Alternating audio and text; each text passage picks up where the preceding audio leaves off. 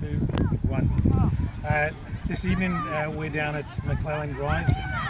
It's a very nice Wednesday, the 15th of November. We're very pleased to welcome the FFE Skillaroos coach, Mr. Anthony Frost, who's kindly come down to have a look at what we're doing. Anthony, welcome to Thanks the for having me, Vaughan. Strikers Junior Football Club. Thank you. No worries. What are your thoughts on what you've seen tonight? Yeah, look, it's fantastic to see the kids playing, and with a particular focus on developing their technical skills as well. So the 4 core skills we've seen tonight: 1v1, running with the ball, first touch, and striking the ball. Really good to see it being executed really well by the players tonight. Courtesy of Jonathan and our president Steve Schreck, there's a lot of work gone into putting together the program. Do you think we're on the right track in terms of where we're heading with our Strikers Way? Yeah, so having had a look at the handbook, it really aligns nicely to our national football curriculum and the way that we would expect clubs, not only in community level but also NPL level, and even in our own Skillaroos program, the emphasis on developing technical skills for players to potentially move on to play at a high level. So, for me, it should be the guarantee that all clubs throughout Victoria, all clubs throughout Australia are adopting this sort of an approach, this sort of model. Unfortunately, not as many clubs can do it as well as you've done it here tonight and throughout the course of the season. So I think, if anything, it's the club's going to be stronger for it moving forward. Yeah, so we've got Jonathan, of course, is leading the way for us here this evening, and has done for the last couple of years as well. I might just hand over to Jonathan because there's a couple of questions that he might have as well. Yeah. You've mentioned the handbooks then, so you or existing coaches, we give them a handbook with our philosophy, the Strikers Way, which is about developing young players through football. We give them a curriculum which follows the national curriculum, so an 8-session cycle on repeat with 4 nights, and then we give them a coach handbook to try and explain holistic approach. Yeah. Is that useful today? Because it's our approach. Yeah. Look, as I said, that should be the standard for all clubs, and it's unfortunate that there aren't more clubs that use that sort of approach.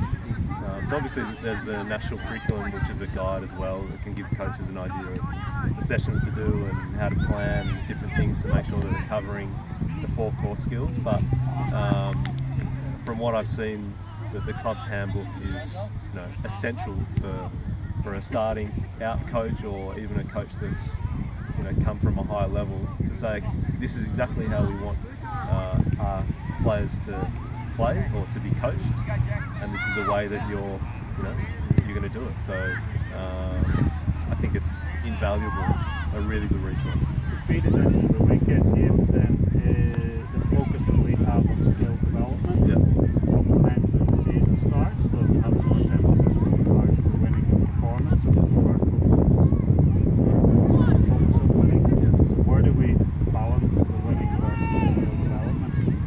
I think it's always a challenge, because you've got external factors as well. You have maybe parents who apply a little bit of pressure and say, okay, well, you're not a good coach unless your team is winning. And that thought process needs to be moved to the side.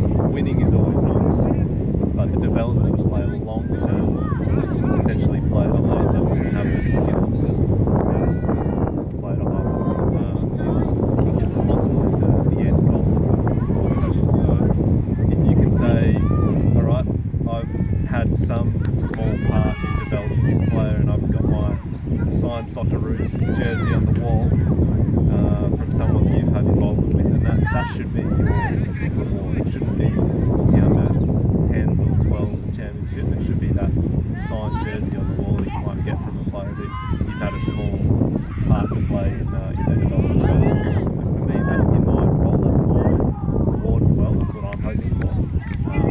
Results are nice, but it should be the focus. I often talk about improving the team. So if we have the ball in our team, there's no record. Keep it going.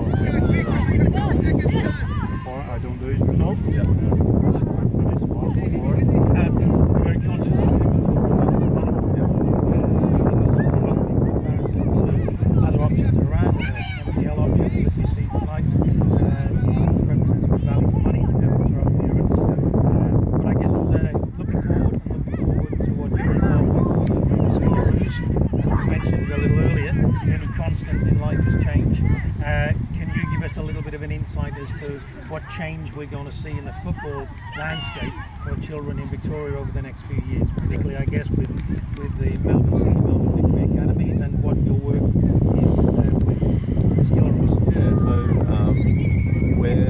we're hoping to provide a bigger pool of players with exposure to better coaching and a better environment, better training.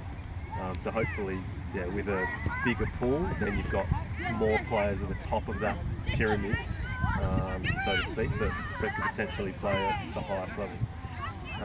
So yeah, the introduction of A-League academies will mean that more players get exposed to a decent environment, a more professional environment, as opposed to one program like my own program that only works with 30 players. We're hopefully exposing 90, 100, 120 as the years go on, more players to a better quality of environment, and with clubs like Mornington or Peninsula Strikers, it's great to see that hopefully we do produce a bigger pool or a better pool. And finally, do you feel that as part of the football journey, that we could keep a child at the club for 8-10 years and still be on the soccer with the Skilleros radar? Yeah, absolutely. I think as long as the clubs are applying the curriculum, or they have a specific way of developing players, they have a long-term approach to player development. They don't focus necessarily on results, but they're looking at improving individual players and ultimately the collective. Then there's no reason why any player, it doesn't matter what level you're at, community club, MPL, A-League academy, that you can potentially play at a higher level. So I think ultimately it's developing and instilling a love of the game, which will hopefully drive someone on to potentially say, hey, I want to play at this level, that level, or whatever it may be. So hopefully we'll have a player from the club eventually move through to the A-League or On behalf of us, thank you very much, Anthony, for coming down to join us tonight. And maybe we can catch up again during the season. So best of luck to you. Thank you very much for coming down. Thank you. Cheers, Mark. Thank you. Thanks very much. Good. Thank you.